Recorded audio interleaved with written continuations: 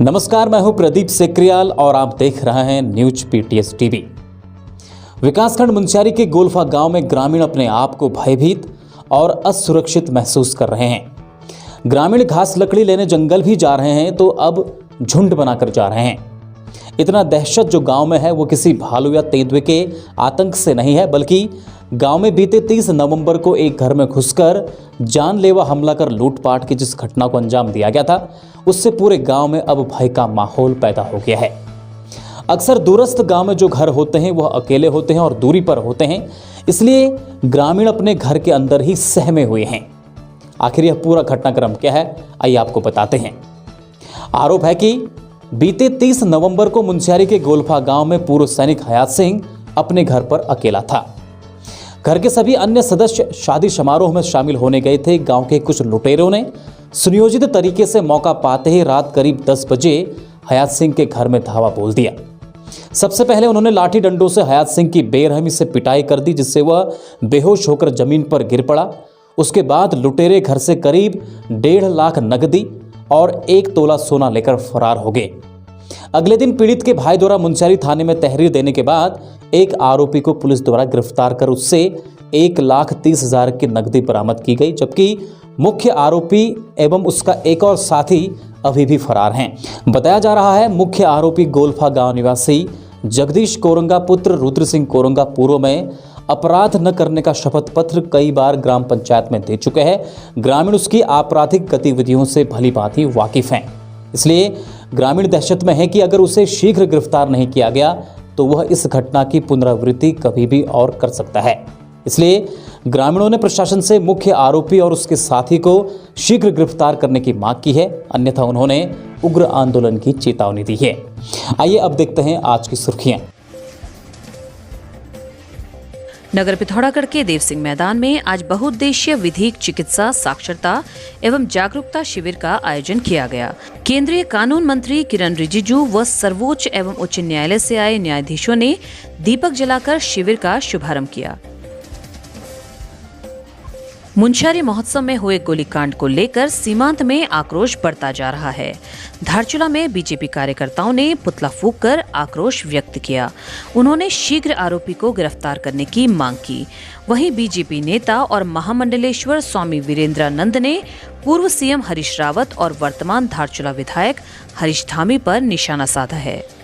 हाँ, मुंशियारी जो है कि हमारे उत्तराखंड का सीमांत तहसील है और वहाँ पर जो है कि विगत दिनों 2 दिसंबर को उत्तराखंड के पूर्व मुख्यमंत्री हरीश रावत जी ने मुंशियारी महोत्सव का उद्घाटन किया और जिसका संचालन वहाँ के वर्तमान विधायक श्री हरीश धामी जी कर रहे थे, आयोजक मंडल के अध्यक्ष हैं। और ठीक 24 घंटे के बाद वहाँ पर गोलीकांड हो जाना ये सीमांत जनता के खिलाफ एक बहुत बड़ी दुर्घटना है और हम उससे बहुत आहत हैं। तो हमारा शासन प्रशासन से और सभी लोगों से ये मानना है कि भाई जब हमारे उत्तराखंड में सीएम पुष्कर सिंह धामी जी थे तो उसके उद्घाटन में उनको क्यों नहीं बुलाया गया? क्या शासन प्रशासन से इसकी अनुमति ली गई? और इस प्रकार से किसी राजस्व डिपार्टमेंट के व्यक्ति को ड्यूटी में लगा करके रात के 11 बजे उसके ऊपर गोली चला दी गई। क्या सुप्रीम कोर्ट के आदेशों की अवहेलना नहीं है? जब पूरे भारतवर्ष में 10 बजे के बाद डीजे नहीं चलता है तो उत्तराखंड के मुंशियारी में महोत्सव में ये इजाज़त किसने दी? इसलिए मेरा आप सभी लोगों से, इन पत्रकार महोदयों से, सभी चैनलों से अनुरोध है कि ऐसे सीमांत में जहां पर्यटक के रूप में विकसित मुंशियारी जो एक नंदा देवी का प्रांगण है, वहां पर इस प्रकार से खून खराबा, गोलीकांड पहली बार हम देख रहे हैं, तो अराजकता है। इसलिए हम चाहते हैं कि जो दोषी है उन दोषियों को तत्काल पकड़ करके उनको हिरासत में लिया जाए। समाज कल्याण की योजना के अंतर्गत आर्टिवा कंसल्टिंग प्राइवेट लिमिटेड ऑर्गेनाइजेशन द्वारा बुजुर्ग व्यक्तियों की मदद हेतु senior citizen national helpline number 14567 जारी किया गया है। जिला पिथौरागढ़ के फील्ड ऑफिसर मनोज ने बताया कि कोई भी बुजुर्ग व्यक्ति जो पेंशन संबंधी घरेलू हिंसा, मारपीट या जिसके आगे पीछे कोई देखरेख करने वाले नहीं हो आदि समस्याओं से जूझ रहे हों, वो इस टोल फ्री नंबर पर कॉल करके मदद ले सकते हैं। नमस्कार, मेरा नाम मनोज है। मैं अभी सीनियर सिटीजन नेशनल हेल्पलाइन जो समाज कल्याण की योजना है उसमें मैं फील्ड ऑफिसर के पद में कार्य कर रहा हूँ और जिसको अभी RTO consulting private limited organization जो हमारा देहरादून में है वो इसको अभी चला रही है। इसका टोल फ्री नंबर 14567 है, जिसमें कि जो 60 साल से ऊपर के बुज़ुर्ग व्यक्ति हैं, हमारे वरिष्ठ नागरिक हैं, उनकी हम लोग मदद करते हैं।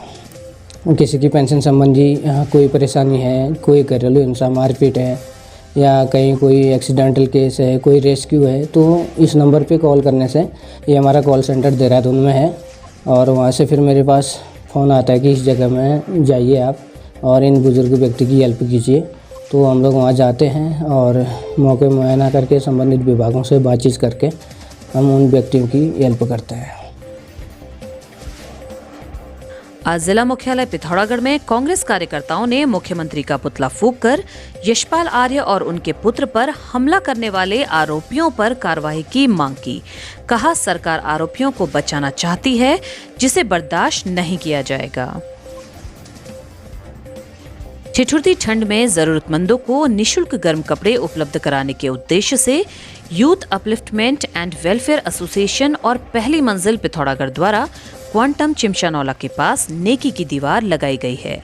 संस्था के अभिषेक बोरा ने बताया कि संस्था द्वारा प्रत्येक रविवार को नेकी की दीवार लगाई जाएगी, जहां से कोई भी जरूरतमंद व्यक्ति निशुल्क गर्म कपड़े ले जा सकते हैं।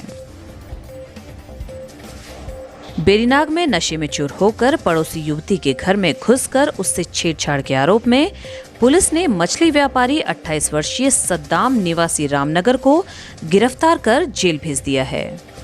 रॉयल सिनेमाज पिथौरागढ़ देखना न भूलें फिल्म तड़प, अंतिम, सत्यमेव जयते 2 और रेजिडेंट इविल। शोज टाइमिंग आपकी स्क्रीन पर। खबरों में बने रहने के लिए न्यूज़ पीटीएस टीवी को सब्सक्राइब करें और बेल आइकन दबाएं और साथ ही फेसबुक पर न्यूज़ पीटीएस टीवी पेज को लाइक या फॉलो करें।